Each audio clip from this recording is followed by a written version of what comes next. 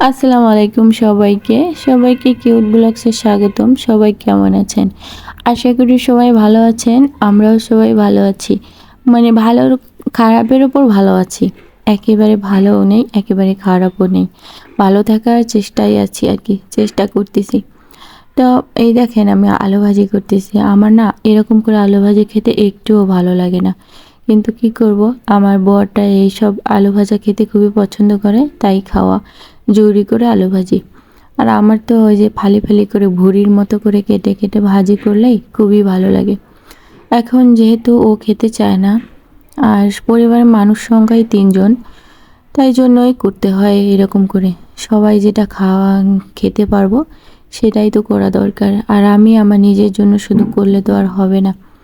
এদিকে আমার আবার অভ্যাস খারাপ, তরকারি একটু করে যদি আমি বাটিতে রেখে দেই, সেটা গরম করার জন্য আমি আর কোনো পাতিল ব্যবহার করি না, সেই বাটিটাই চুলার মধ্যে বসিয়ে দিই।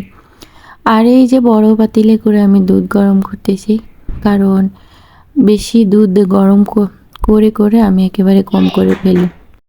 1 কেজি দুধ গরম করতে করতে আমি একেবারে হাফ কেজি করি। আমার এটা একটা বাজে অভ্যাস। তারপর মা মেয়ে চলে আসছি ঘরের মধ্যে আলু ভাজা দিয়ে ভাত খেতে। আলু ভাজা দিয়ে ভাত খেতে ভালোই লাগে। আর এইদিকে দেখেন আবার রান্নাবান্নার তোড়জোড় চলছে কচুর বই দিয়ে। এটাকে আমরা কচুর বই বলি, অনেকে কচুর মুখী বলে, যে যেটাই বলুক না কেন। এটা দিয়ে আজকে আমি মাছের তরকারি রান্না করব। তো মাছের তরকারি রান্নার জন্য প্রথমে আমি কচুর বইগুলো ধুয়ে নিচ্ছি, কেটে রাখছিলাম, তারপরে মাছগুলোও ধুয়ে নিচ্ছি। এগুলো ধোয়া তো কমন ব্যাপার, সবাই পারে। ধোয়া দেখাচ্ছি কেন, আসলেই আমার কাজ করতে ভালো লাগে আর অন্যের কাজ দেখতেও ভালো লাগে। তাই ভাবলাম যে আমার মতো অনেকেই আছে মানুষের কাজ দেখতে ভালো লাগে। আমি যখন গ্রামে থাকতাম বা গ্রামের বাড়িতে থাকতাম, তখন আমার চাচিরা যখন কাজ করতো তখন আমি গিয়ে বসে বসে দেখতাম। তরকারি কাটা দেখতাম, তরকারি ধোয়া দেখতাম, রান্না করা দেখতাম।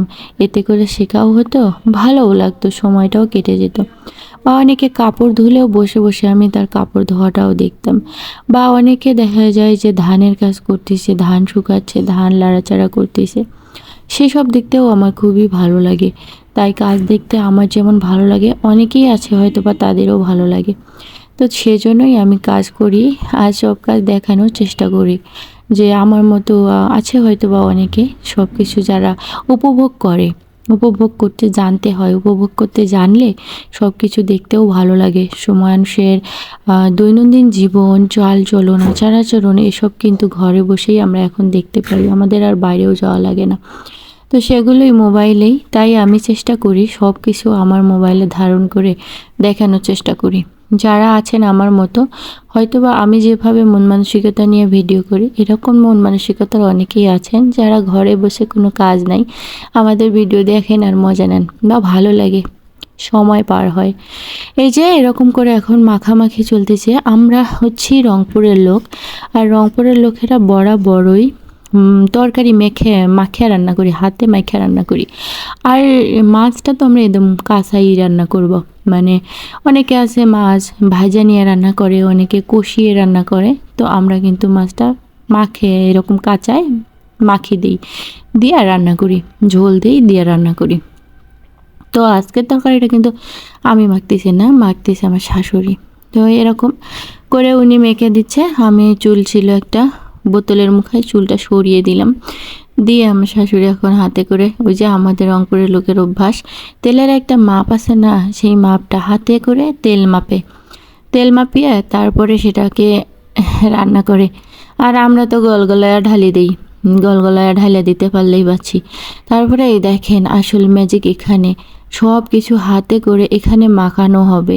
এটাই হচ্ছে তরকারির আমাদের এখানেই স্বাদ চলে আসে, সব ধরনের মশলা একদম এখানেই কষানোর মতো হয়ে যায়। হাত দিয়ে এখনই সব সুন্দর করে কষিয়ে কষিয়ে নেওয়ার মতো সুন্দর করে মেখে নিচ্ছে। এখানে এরকম করে অনেকক্ষণ মাখা হবে, মাখানোর পর এখানে পানি দেওয়া হবে, যেটাকে কষানোর পর আপনারা ঝোল দিয়ে থাকেন, আমরা পানি দিব। হাতটা ধুয়ে আমাদের ওই যে বাটনের মধ্যে আমরা মরিচ বেটে নিছিলাম বা জিরা বেটে নিছিলাম, ওটাই করে পানি দিব আমরা ধুয়ে। তারপরে আমরা চুলার মধ্যে বসিয়ে দিব, মানে যেটুক সেদ্ধ হতে আর ঝোল রাখবো যেরকম, ওই পরিমাণে আইডিয়া করে মানে অনুমান করেই আমরা দিয়ে দিব। তো আমরা রংপুরের লোকেরা এরকম করেই খাই। তো আপনারা আমি দেখি বাহিরে অনেকে আছে মাছটা ভাজা নিয়েই বেশিরভাগ রান্না করে আর কষিয়ে রান্না করে। আমাদের রান্না দেখে তারা বলে এরকম রান্না আমরা খেতেই পারবো না, এটা কোনো রান্না হলো, এরকম করে কেউ খায়? আসলে যারা যেভাবে খেয়ে অভ্যস্ত তারা সেরকম করেই খাবে, এটাই স্বাভাবিক। আর ছোটোবেলা থেকে আমরা এই ধরনের তরকারি খেয়েই অভ্যস্ত, তাই আমাদের কাছে এটা একদম অমৃত লাগে। আমরা ভাজা মাছটা রান্না করে খেলে অত বেশি স্বাদ পাই না, এই কাঁচা মাছের মধ্যে যে স্বাদটা পাওয়া যায়। আর হচ্ছে কষিয়েও রান্নাতেও আমরা ওরকম একটা স্বাদ পাই না। তো যারা যেভাবে খেয়ে অভ্যস্ত, কারো খাওয়ায় নিন্দা করা কোনো মতেই আমার মতে ঠিক না। যারা যেভাবে খেতে অভ্যস্ত, যেভাবে খেতে পারে তারা সেভাবেই খাবে, এটাই স্বাভাবিক। তো আমার তরকারি দেখেন হয়ে গেছে, ঝোলটা একটু পাতলা হয়েছে, তাই জন্য চুলার ওপর আর একটু হালকা আছে বসিয়ে দিয়েছি। কচুর বই সেদ্ধ হয়ে গেছে, মাছ হয়ে গেছে, এদিকে বড় পাতিলে ভাতও বসানো হয়ে গেছে। তো এইদিকে রান্নাবান্না চলতেই থাক। আর আপনারা যারা আমার চ্যানেলটাকে সাবস্ক্রাইব করেন নাই, আমার যদি ভিডিওগুলো আপনাদের ভালো লাগে তাহলে অবশ্যই চ্যানেলটাকে সাবস্ক্রাইব করে দিবেন। আর যারা সাবস্ক্রাইব করছেন তাদেরকে অসংখ্য ধন্যবাদ। একটু বেগুন ছিল পচে যাওয়া ভাব হয়েছে, তাই ভাবলাম যে বেগুনগুলোও আমি একটু ভাজা নেই। আর বেগুন ভাজাতে তেলে দিলাম না, তাও দেখেন তেল বের হয়েছে, মানে আমাকে গালি খেলে নেওয়া বলে কথা। তো সবাই ভালো থাকবেন, সুস্থ থাকবেন। আমার বাসায় সবাই